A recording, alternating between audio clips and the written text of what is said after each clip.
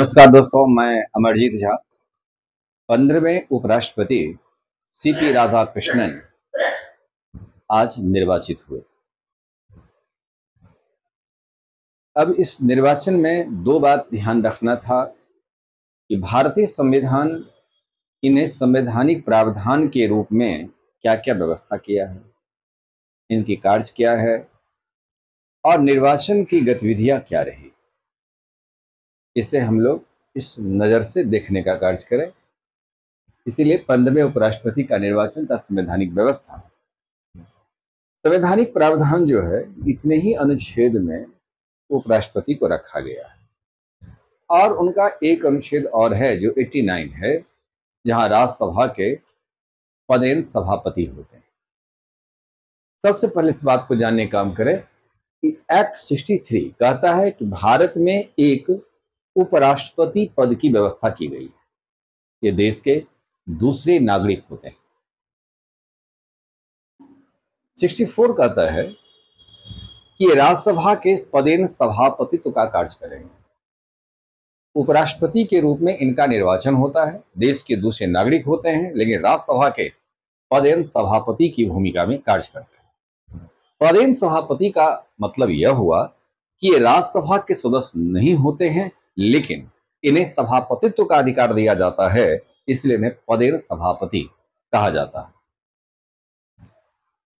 65 कहता है कि यदि राष्ट्रपति का पद किसी कारणवश खाली होगा, ध्यान रखें, यदि राष्ट्रपति का पद किसी कारणवश खाली होता है तो उपराष्ट्रपति ये पहला व्यक्ति होते हैं जो राष्ट्रपति के कार्य को संभालेंगे।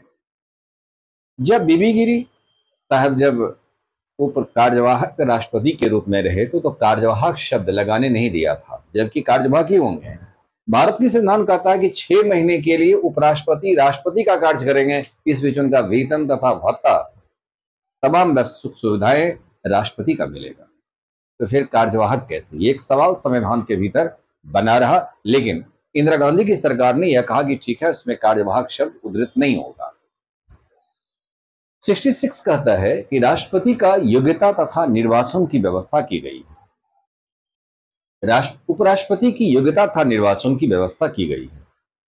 66 यानी योग्यता यह कहता है कि भारत का नागरिक हो, पागल था दिवालिया न हो, 2 या 2 से अधिक वर्ष की सजा प्राप्त न किए हों, किसी भी लाभ के पद पर न हो, 35 वर्ष की उम्र को धारण कर चुके हों। लेकिन एग्जाम में जो क्वेश्चन पूछा जाता है योग्यता के संदर्भ में, एक यह रहता है कि राज्यसभा के निर्वाचित होने की योग्यता रखते हैं। यानी फिर से एक बार, भारत का नागरिक हो, उम्र 35 वर्ष पूरी होनी चाहिए, किसी भी लाभ के पद पर न हो और जिस राज्यसभा के निर्वाचित होने की योग्यता धारण करते हो, ये उनकी योग्यता है। अब है उसमें निर्वाचन। आर्टिकल 66 में ही प्रोविजन है। निर्वाचन जो होता है इनका एक निर्वाचक मंडल द्वारा होता है। निर्वाचक मंडल यानी इलेक्टोरल कॉलेज के द्वारा होता है। निर्वाचक मंडल में सभी संसद सदस्य भाग लेते हैं। संसद के 2 सदन होते हैं, लोकसभा और राज्यसभा। राज्यसभा लोकसभा में अभी वर्तमान में 543 लोकसभा सदस्य का संख्या निर्धारण है, जबकि अभी एक स्थान रिक्त है। 542 ही इस बार निर्वाचन में भाग लिए हैं, जबकि राज्यसभा में इलेक्टेड मेंबर 233 और प्लस 12 सदस्य जो राष्ट्रपति मनोनीत करते हैं। ये साहित्य, विज्ञान, कला, समाज सेवा के क्षेत्र में, खेल के क्षेत्र में ख्याति लब्ध व्यक्ति हों, ऐसे व्यक्ति को उपराष्ट्रपति 12 सदस्य को मनोनीत करते हैं। कुल मिला के 245 सदस्य इसके निर्वाचक मंडल में भाग लेते हैं। हालांकि बीपीएससी ने यह प्रश्न पूछा भी था कि राष्ट्रपति के निर्वाचन में कितने सदस्य भाग लेते हैं। अब आप यदि इस दोनों को जोड़ देंगे 543 और 245 तो कुल टोटल मेंबर हो जाता है 887। ये इतने सदस्य इसके निर्वाचक मंडल के सदस्य होते हैं।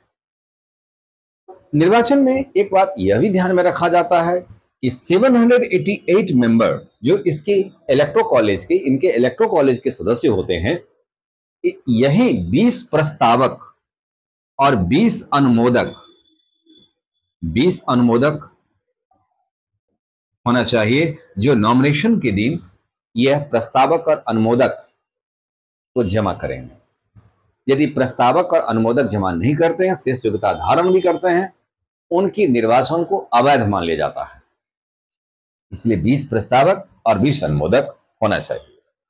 जो प्रस्तावक में सिग्नेचर करेंगे वो अनुमोदक में सिग्नेचर नहीं करेंगे, वो अलग से, यानी कुल मिलाकर के 788 में से 788 मेंबर में से 40 सदस्य इनका होना चाहिए। उसमें से 20 प्रस्तावक और 20 अनुमोदक होंगे जो निर्वाचन के समय वो अपना नॉमिनेशन के समय यह राशि जमा करेंगे। राशि में 25,000 रुपये जमा करना होता है और यह राशि आरबीआई में, रिजर्व बैंक ऑफ इंडिया में इन्हें जमा करना होगा। राष्ट्रपति और उपराष्ट्रपति को भी इतना ही राशि जमा करना होता है, लेकिन कैटेगरी के हिसाब से SC ST के प्रत्याशी को आधा ही, यानी 12,500 रुपया जमा करना होगा। ये निर्वाचन की व्यवस्था है। एक्ट 67(1) इसको मैं पार्ट में इसीलिए कर दिया कि इस बार थोड़ा यह सब आर्टिकल के अंदर क्वेश्चन आ सकता है, इसीलिए मैं इसको आर्टिकल में सब आर्टिकल को भी शामिल किया है। एक्ट 67(1) यह कहता है इनका कार्यकाल 5 वर्ष का होता है। 5 वर्ष की जो गणना होगी जिस दिन से शपथ लेते हैं उसी दिन से ये 5 वर्ष तक अपने पद को धारण करेंगे। 67(2) कहता है कि 5 वर्ष पूर्व भी ये त्यागपत्र दे सकते हैं यदि उन्हें लगे कि हमारी स्वास्थ्य सही नहीं है। जैसे धनखड़ साहब ने त्यागपत्र अपने स्वास्थ्य संबंधी बातों को हवाला देते हुए राष्ट्रपति को उन्होंने त्यागपत्र दिया, राष्ट्रपति स्वीकार भी कर लिए, तो 5 वर्ष पूर्व ये त्यागपत्र दे सकते हैं। 67(3) कहता है कि यदि ये संविधान की मर्यादा का हनन करेंगे तो इनके ऊपर हटाने संबंधी प्रस्ताव लाया जाएगा। 14 दिन की पूर्व सूचना दिया जाएगा और सबसे पहले राज्यसभा ही इन्हें हटाने संबंधी प्रस्ताव की बात रखेंगे।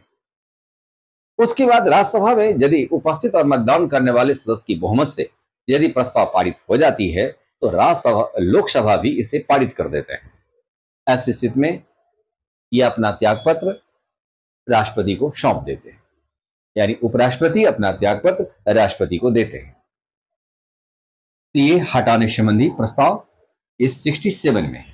यानी 67 के संदर्भ में गौर रखना है, जो कंफ्यूजन पैदा नहीं हो, इनकी टेन्योर का ही जिक्र है। कार्यकाल 5 वर्ष, 5 वर्ष से पूर्व त्यागपत्र जो जगदीप धनखड़ साहब ने दिया था, त्यागपत्र दिया 67(2). जबकि हटाने संबंधी प्रावधान यदि संविधान की मर्यादा का हनन करेंगे 14 दिन की पूर्व सूचना देने के बाद सबसे पहले राज्यसभा देन लोकसभा प्रस्ताव पारित करने के बाद ये इन्हें पदमुक्त कर दिए जाते हैं। 68(1) नवीन उपराष्ट्रपति अब है क्या, यदि उनका कार्यकाल पूरा होने वाला है या पूरा हो भी चुका है तो नवीन उपराष्ट्रपति का निर्वाचन कराया जाएगा और नवीन उपराष्ट्रपति का कार्यकाल, अपना कार्यकाल 5 वर्ष का होगा। जैसे अभी CP राधाकृष्णन जी निर्वाचित हुए हैं, ये इनका अपना कार्यकाल होगा, न कि शेष जो कार्यकाल बचा था जगदीप धनखड़ का, वो कार्यकाल से इनका कोई लेन देन नहीं है। जब से निर्वाचित हुए शपथ लेंगे, शपथ लेने के 3 से 5 वर्ष इनकी कार्यकाल होगी। 68(1) यही बात को जिक्र करता है। 2 कहता है कि नवीन उपराष्ट्रपति जो आएंगे उनका कार्यकाल 5 वर्ष का होगा, तो वर्तमान CP राधाकृष्णन जी का कार्यकाल, अपना कार्यकाल 5 वर्ष का होगा। 69 कहता है कि उपराष्ट्रपति को पद एवं गोपनीयता की शपथ राष्ट्रपति दिलाते हैं। राष्ट्रपति उन्हें पद एवं गोपनीयता की शपथ दिलाएंगे। अब आगे आइए, 15वें उपराष्ट्रपति की जो राजनीतिक जो व्यवस्थाएं रही है, 15वें उपराष्ट्रपति का निर्वाचन 9 सितंबर 2025 को संपन्न हुआ और निर्वाचन होने के बाद इनके काउंटडाउन भी हो जाती है, काउंटिंग भी हो जाती है, तो परिणाम भी उसी दिन निकल जाती है। तो परिणाम भी 9 सितंबर को जारी हो गई। इसमें भागीदारी लोकसभा का 542 मेंबर की भागीदारी रही। एक स्थान जो है लोकसभा का वह रिक्त है, तो निर्वाचन में भाग लेने वाले 542 मेंबर। राज्यसभा में 233 मेंबर इलेक्टेड होते हैं और 12 नॉमिनेट होते हैं। इसमें से 239 मेंबर ही वर्तमान में है, 6 स्थान फिलहाल रिक्त है, तो रिक्त का इसमें गणना नहीं होगी। बहुमत जहां देखा जाए तो बहुमत जो ज्ञात होता है, जितना सदस्य वोट में भाग लिया, जितना वैध वोट हुआ, वैध वोट जितना डाला गया उसका 50% +1 होना चाहिए, यही उनकी बहुमत होगा। जो प्रत्याशी 384 मत यहां ले लेंगे, यहां विजयी घोषित हो जाएंगे। 384 का मतलब यही है कि मैं इसके आंकड़ा को यहां दर्शाने का काम करूंगा, लेकिन इस बार का 15वें उपराष्ट्रपति का जो बहुमत तय था वो 384, जो कि 9 तारीख को क्लियर हुआ। वैसे नियम है कि जितना सदस्य है उसका 50% +1 चाहिए, लेकिन ये बात होता नहीं है। कुछ वोट इनवैलिड हो जाता है, कुछ वोट में कुछ दल भाग नहीं लेते हैं, उनका बहुमत नहीं होगा। अब जैसे अवैध वोट 15 पाया गया, देखिए 384 कैसे हो जाता है। अवैध वोट 15 पाया गया, निर्वाचित सीपी राधाकृष्णन जी एनडीए के प्रत्याशी बने और वी सुदर्शन इंडी गठबंधन का वो प्रत्याशी बने। दोनों ही दक्षिण भारत से आते थे। दक्षिण भारत में ये दोनों ही प्रत्याशी आए।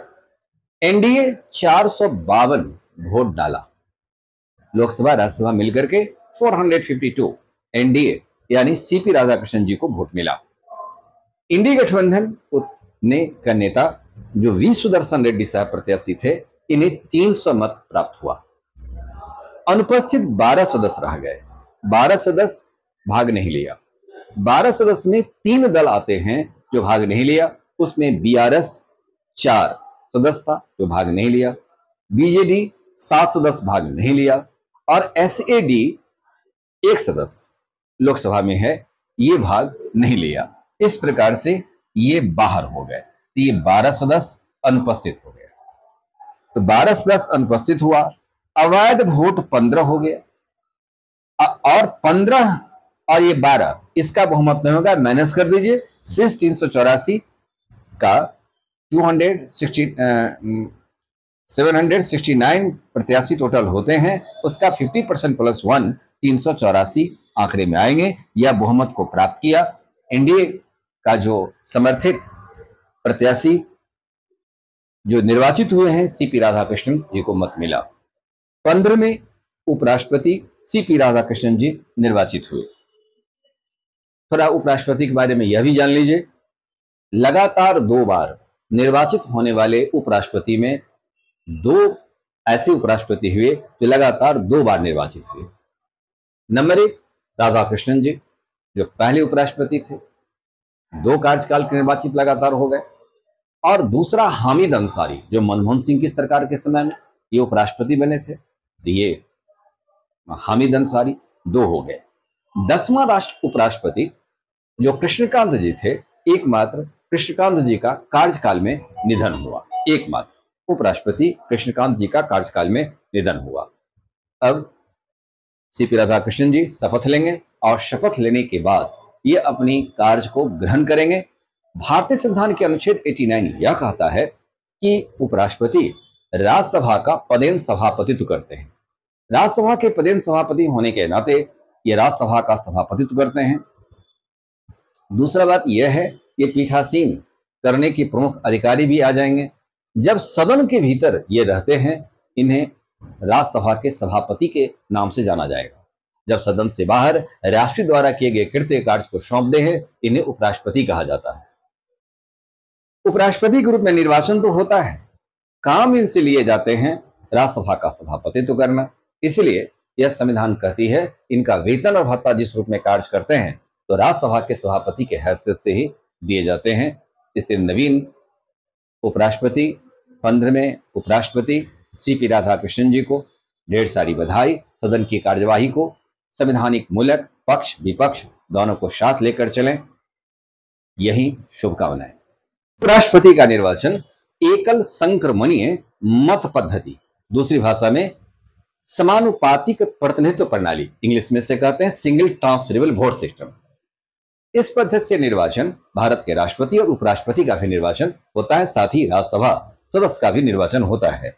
इसमें देखिए इनका निर्वाचन बैलेट सिस्टम से होता है और बैलेट में आता है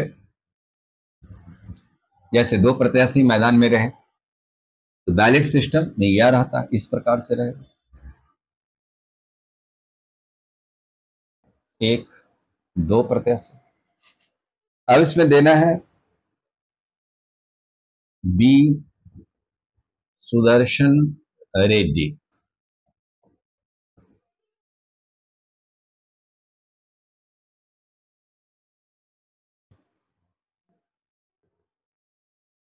एक आ गए सीपी राधा कृष्ण। ये दो प्रत्याशी। अब ये दो प्रत्याशी में आपको वोट डालना, दोनों को वोट डालना है, नहीं तो वोट अवैध हो जाएंगे। आपकी नजर में पहला ये आए तो पहला आप इनको दे दीजिए, दूसरा ये आया इनको दे दीजिए। अभी आपने अवैध वोट जो 15 है ये यही गड़बड़ किए हैं, अपना दल को दे दिया, अपने प्रत्याशी को दे दिया, दूसरे को नहीं लिखा, अवैध हो गए। आपको दोनों को देना है, पहली नजर में कौन, दूसरी नजर में कौन, ये आपको फैसला करना है। यदि इंडी गठबंधन का नेता क्रॉस वोट करके इंडिया गठबंधन के नेता को वोट डाले हैं, यहां कोई दल बदल अधिनियम लागू नहीं होता है। राष्ट्रपति और उपराष्ट्रपति के निर्वाचन के लिए दल बदल अधिनियम का प्रावधान नहीं है, इसीलिए वह क्रॉस वोटिंग हो जाता है। क्योंकि सवाल यहां उठता है, अनुपस्थित यदि कोई मेंबर हो गया तो हो गया, लेकिन 3 दल निर्वाचन से बाहर हो गए, क्रॉस वोटिंग भी हुआ है इसमें। इसीलिए विजयी प्रत्याशी सीपी राधाकृष्णन जी को 452 वोट मिला, उतना एनडीए के समर्थित नेता नहीं, लेकिन वो प्राप्त किया। तो पहला आपको ऐसे चॉइस में देना होगा, पहला या दूसरा या किसी की नजर पे पहला या दूसरा या, आपको चॉइस देना होगा। इसी को कहते हैं एकल संक्रमणीय मत पद्धति। अब है यदि तीसरा प्रत्याशी होता, दो प्रत्याशी में कांटे का टक्कर होता, बहुमत यहां पर आ रहा है 384, यदि 384 मत नहीं आएगा तो तीसरा प्रत्याशी को जो वोट मिला है ये दोनों प्रत्याशी में बांट दिए जाएंगे, और बांटने के बाद कोई ना कोई प्रत्याशी इस आंकड़े को प्राप्त करने में सफल होगा।